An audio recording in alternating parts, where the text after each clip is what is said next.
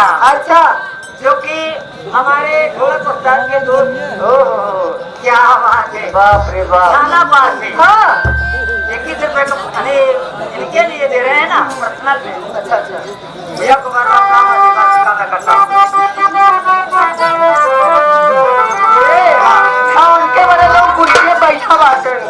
मनु सेठ। हाँ, ए छुआना ये देवे सैया गाल हो, नजरिया से दिल भर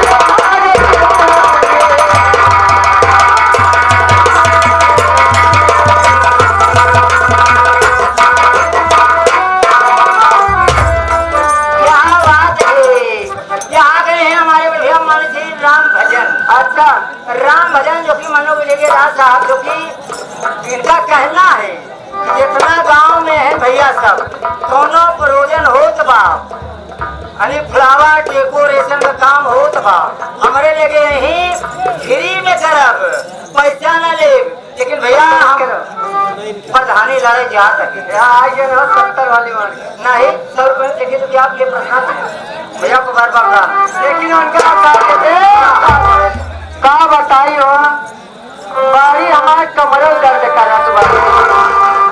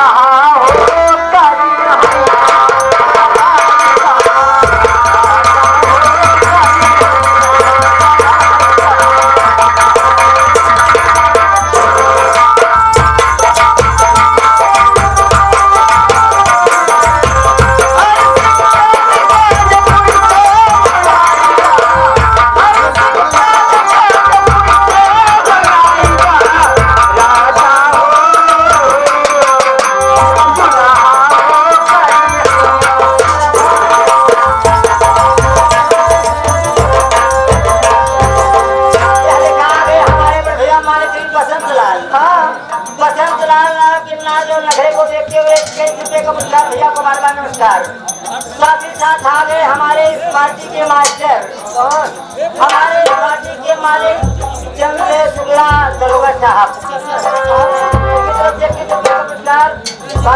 आशीर्वाद की कामना करता हूँ।